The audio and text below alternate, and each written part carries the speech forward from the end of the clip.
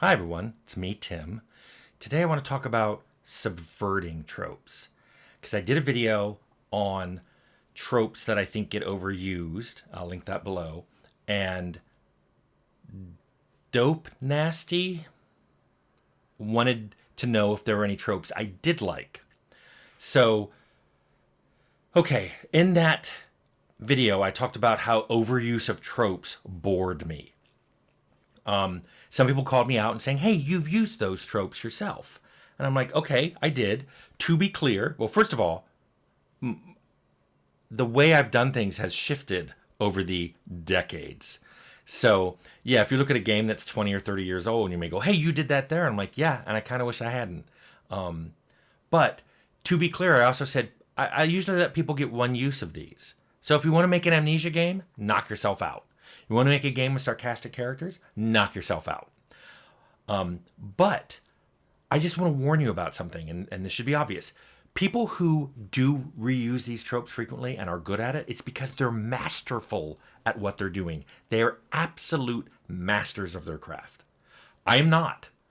And unless you are, I'd really recommend that you not do this. If you jump into a overused setting or overused mechanic or overused trope, it doesn't matter if it's been used a lot, unless you think you're really adding something to it and you're doing a better job than the people who've gone before, rethink that, because you're basically hamstringing yourself right out the gate.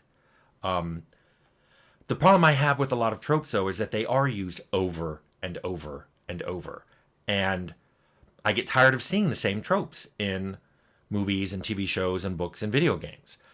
It's part of why I don't like sequels, why I don't like doing sequels. I don't like that repetition. When people ask me to do a sequel for a game, I'm like, but I already explored that setting. I already explored those mechanics. I kind of don't want to do it again.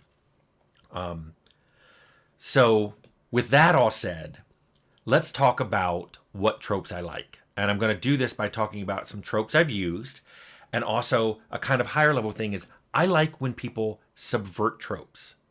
And when I'm talking about subverting tropes, I'm saying doing the opposite of what the player expects when they detect the trope or where they think the game is leading them, and then you do the opposite. I think that's fun. I'm going to talk about, I'm going to give examples from several of my games. By the way, spoiler alert, I can't really talk about these subversions without giving stuff away. So if you don't want to hear about Fallout, Arcanum, Bloodlines, or Temple, or Outer Worlds, stop. So, let's talk about Fallout. Fallout, post-nuclear game, there were mutants running around, killing and kidnapping people. Seems pretty straightforward. Okay, they're bad guys. I'm going to have to kill them to protect my vault.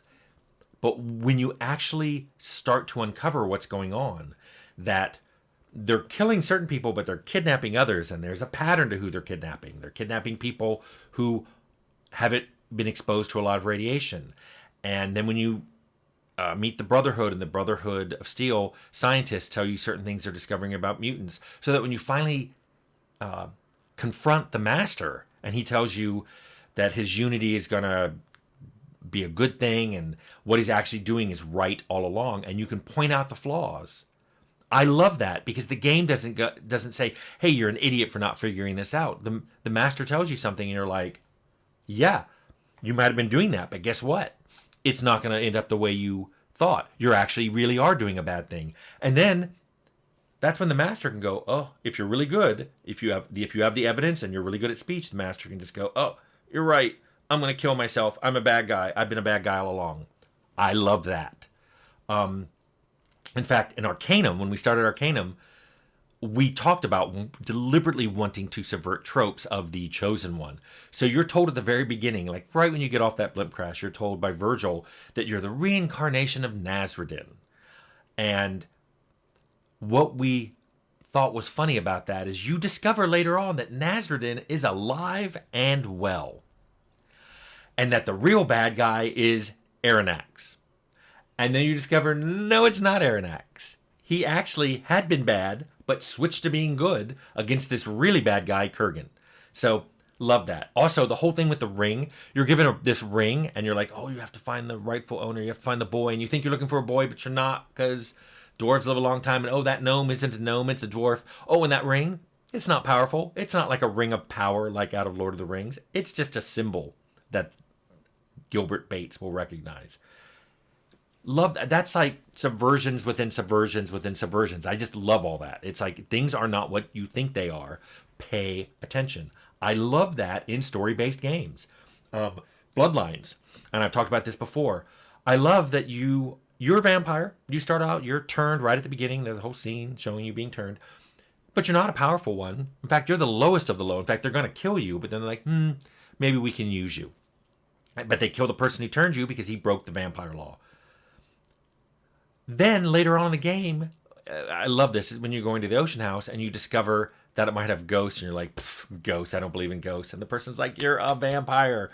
Why don't you believe in the supernatural? You're supernatural. And by the way, you're not even at the top of the supernatural list, which is a little foreshadowing for later on when you encounter a werewolf, and that werewolf kicks your butt. So I like these subversions of tropes. I like it because we're not making the player feel stupid, but we are letting him know these things you think are standard are not. That's why one of my favorite characters in the game is Larry, the guy who sells you things out of his truck, and I think gives you a quest to go get a briefcase. What I love about him is his name is Fat Larry, and if you say something to him, he says, "Yeah, I know I'm fat. I don't care." I love that. It's this whole thing of you can't be fat shaming me. People call me Fat Larry because I am fat. I don't care. I love that character. He's just like, yeah, I'm not going to deny it. I'm not going to say, fat is beautiful. I'm fat and I don't care. That was just an interesting, fun character. And no, I didn't write him. I just like Fat Larry. The one other example I want to give real fast is from the Outer Worlds is Parvati. I like Parvati because I've talked a lot about I hate sarcastic characters. I hate characters that are nasty and mean and all this stuff. Parvati is really nice. She's a nice person. And it's not a facade. And it's not she's trying to trick you. She really is nice. And she's nice the whole time. In fact, the hardest part of that game was figuring out how she'd react to you doing bad things, really bad things, like killing Jun Lei is a really bad thing, is trying to figure out how she's going to react to that. Because she really is a nice person. So there's some examples of some tropes I've used and why I like them, but I don't want to use them over and over and over again in every game I do. I have an old design doc. It's the one that Fallout was originally going to be based off of, and I went back and looked at it. It's the one I talked about where the player ends up in a fantasy world, but it's kind of turned on end, and it was an early idea of how would we subvert this trope. So in this fantasy world, princesses are marauding around the countryside. Everybody's in fear of the princesses. I thought of it as kind of like the Amish Rumspringa, but you never thought I'd be talking about Amish, did you? Where they get that spring break thing where they go out when they're 17 or 18 years old and they get to have fun, and then they come back to the Amish. They get to use electricity and drink and do all the things they're not supposed to do. That's what these princesses were doing in that period between when they come of age, but before they marry a prince and get a kingdom or whatever.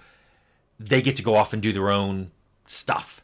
And what I loved about this, it's that standard trope of princesses in fantasy and how we turn it on its head. But the way you learn about all this is a dragon comes to you because he's absolutely living in fear because some princess is tracking him down.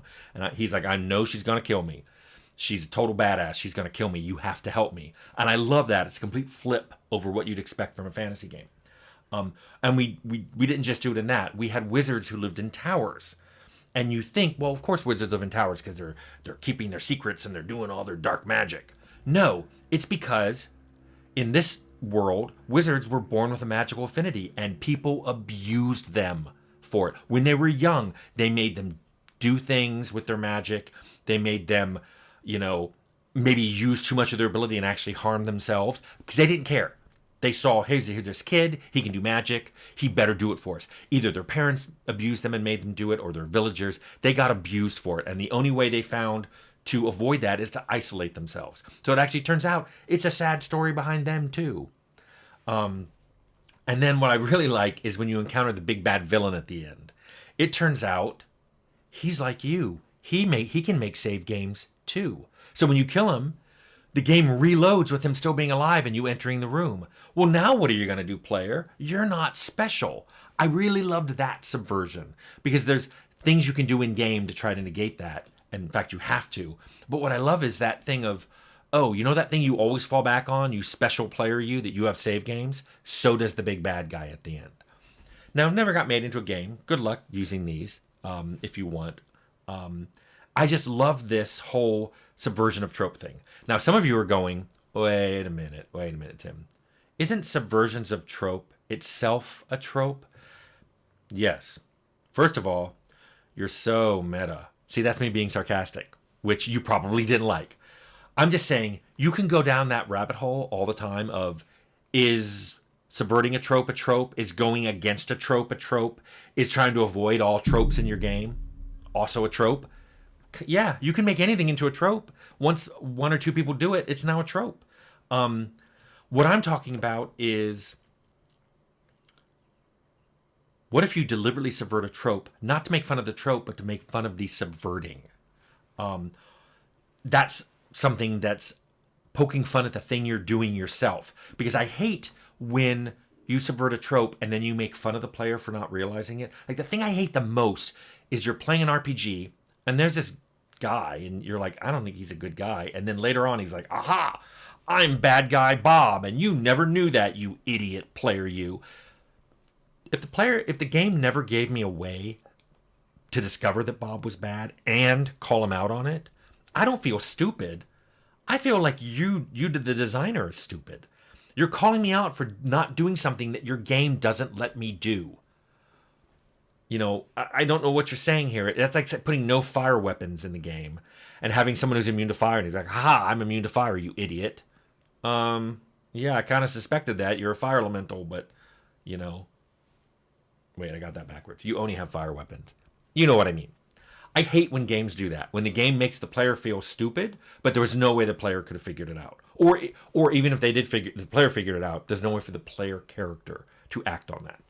So, what am I saying here? There are a lot of ways to subvert tropes. And you just have to find one that, in the context of your game, feels fresh and clever and original. You could have the quest giver who's really the villain, which I just made fun of. It's been done to death, but there are new ways of doing it. There are lots of new ways of handling that.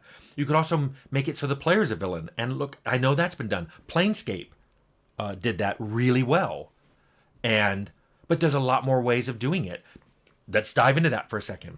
We live in the era of people being canceled. They did or said something bad at one point in their past. It's brought up 10, 20 years later, and they're canceled. You're a bad person, you're canceled. There's no forgiveness. There's no any way for them to right the wrong. And so in this era where people feel that way, can you make a game where there's a player who is the villain, who's trying to atone for his past wrongs? He did them. He admits he did them. He remembers doing them, but he's trying to be a better person. Could you make a game like that? The player is a villain, and everybody knows it, but he's trying to atone. Could you make a fun game for that? Could you even make a game like that in this environment?